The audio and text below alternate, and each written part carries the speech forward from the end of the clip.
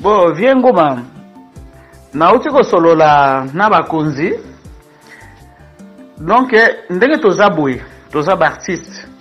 Ultimatum ya présidence de la République. Balobi boy. Soki bokundi chakate. Boyebi moto oyo azo salake chaka kundamate. Comme président c'est pesa kimbongo bokende ko porter plainte. Toyeba pona nini chaka azo kundamate. Soki bosali yango te. Ultimatum bapesi président Adios Alemba. Soki bosali plainte te na parquet pona likambo ya $50,000. Ata mokolo moko te imiko ni musicien moko te akoyaka na présidence kosenga aide. Alors, ngai nalingi tofungola débat.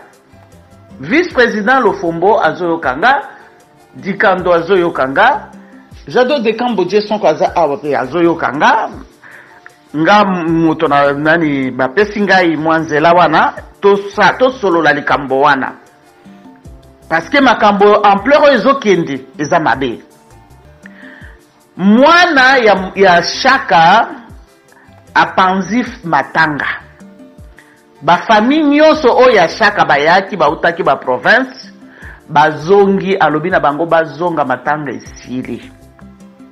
Abengani pe ba o mususu nyonso wazalaki ya Kinshasa alobi matanga esili. Papa na ye akokundama na mois de juin. Ye il faut asala nano récolte ya mbongo moto nyonso a cotiser. Na ebite soki bato o bakokotize baza na nyongo na bango ou bien ndenge nini na ebite. Soki ezaka bato ya l'État en tout cas ba yebi que président si apesa ki 50,000, je ne pense pas que moto akobimisa sous cotisation. Alors je ne sais pas azosala allusion na nini na ebite.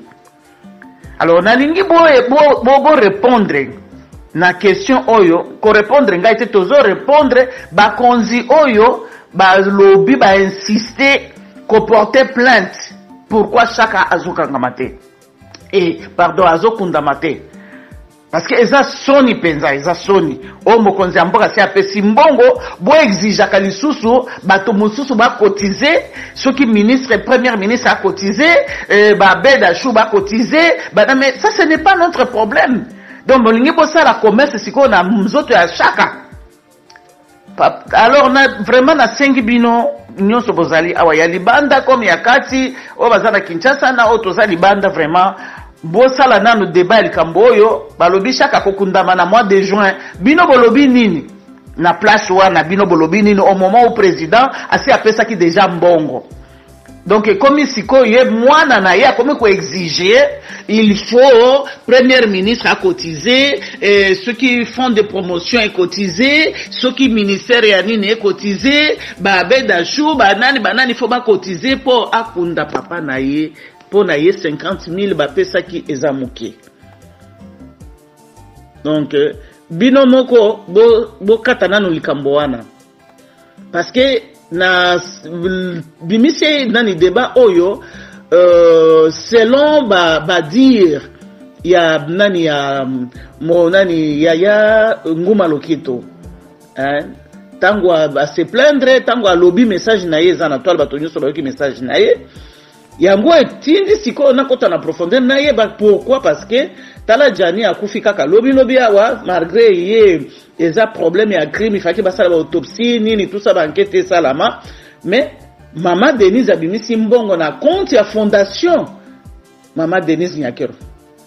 Mais c'est vrai aza première dame ya solola ki pe na mobali na ye parce que akosala likambo kaka boete sanki asenga mobali na ye. Donc c'est la présidence de la République. Donc biso pe présidence de la République et daki biso ba musicien poto kunda ndeko na biso Chaka Congo.